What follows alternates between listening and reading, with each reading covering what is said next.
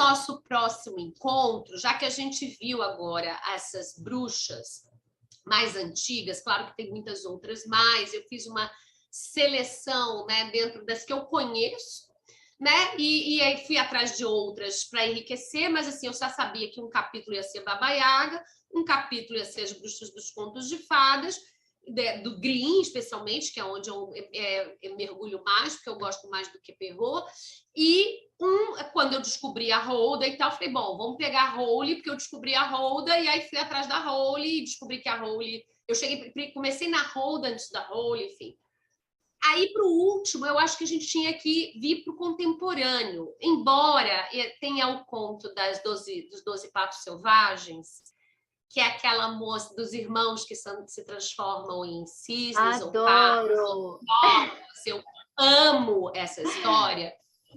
E essa é uma história muito significativa. Eu vou botar lá na trilha para vocês. Eu vou botar duas versões, porque são muitas, mas eu vou botar duas porque é para entrar aqui na discussão, que essa eu comento ela bem detalhadamente no Linhas, Agulhas e Teares, no outro mergulho. Mas ela é uma história que eu acho que, quando a gente começa a ler, ela é tão patriarcal. Eu vou deixar essa semente para vocês lerem e pensarem nisso. Ela é tão assim, tudo é culpa da menina, tudo é culpa da mulher. Tudo que acontece é culpa da mãe ou culpa da garota, né? Por outro lado, ela é uma história que fala muito sobre essa voz que, no fim, fala, né? Porque depois de tudo que ela passou, ela fala. E ela conta a sua história no fim. Então, eu fico muito pensando se essa história ela não narra um pouco, ela conta o que era essa opressão da mulher, que ela é muito essa opressão, a mulher fica muda, ela tem que se calar, ela tem que trabalhar sem descanso, né?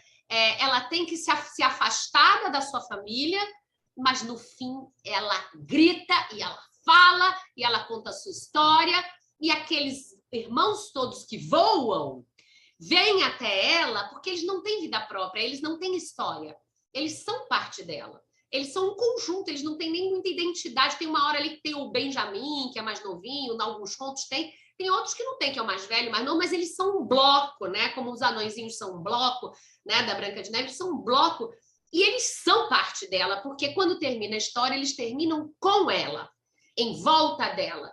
Então é como se ela incorporasse a força de todas essas asas nela, e ela fala.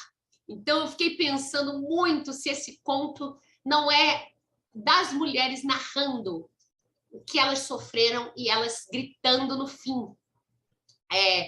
Eu teve um momento que eu vi isso, e eu vou botar lá para vocês, e a gente pode, antes de começar a nossa conversa sobre as bruxas contemporâneas, a gente troca uma figurinha sobre ela, né, nesse conto, que a bruxa efetivamente é a sogra dela, né? A mãe, algumas vezes, a madrasta e a sogra, com certeza, né? Mas a gente depois conversa sobre ela. E para o encontro que vem, eu vou falar um pouquinho para abrir da bruxa que foi muito significativa na minha infância, que foi a feiticeira.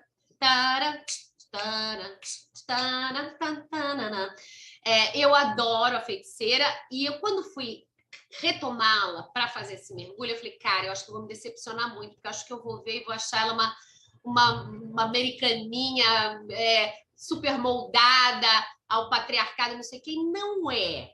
Claro que tem alguns episódios muito machistas, muito. Ela quer ser uma mulher, ela quer se incorporar ao American Way of Life, ela quer abrir mão dos seus poderes para virar uma dona de casa, né? Ela é tudo que a gente não quer, né? Mas ela não abre mão. Então, ela engana todo mundo o tempo inteiro, porque se ela abrisse mão, não tinha série, né? Então, no fundo, ela quer, mas não quer. Ela quer, mas não abre. Ela engana o marido o tempo todo, né? Ela se diverte. Então, nos primeiros capítulos, que eu não lembrava mais, o primeiro capítulo é sensacional. Os primeiros, depois vocês acham, tem no YouTube, eu vou botar para vocês. No primeiro capítulo, ela está tentando ali plantar que aí tem uma locução, que as mulheres americanas sempre têm uma locução off, assim, que começa nos primeiros capítulos, mostrando o que é ser uma mulher americana, né? E plantam o seu jardim, são sempre maravilhosos, e ela tá lá, toda de aventalzinho, americaninha, com as roupinhas, né? E eu me lembro muito das fotos da minha mãe nessa época, ela é bem anos 60, né? As roupinhas que a minha mãe usava nas fotos, a gente vê bem os modelitos, os móveis da casa, eu me lembro dos móveis da minha casa, assim, bem daquela época, e aí ela olha assim e vai falando, e ela toda bonitinha, quando a câmera pega o jardim dela tá um horror, aí ela vê que o James está saindo, ela faz e aí o jardim plim, fica lindo, né? Então a gente já mostra que ela é transgressora, ela quer, ela tenta, mas ela não consegue, ela plim, né? E ela faz o jardim dela, fica lindo e tudo bem. Tem algumas que são bem machistas e eu vou comentar algumas com vocês na aula que vem, alguns episódios específicos, depois eu digo os números e boto o link para vocês depois quiserem ver, para se animar. Então eu vou comentar um pouquinho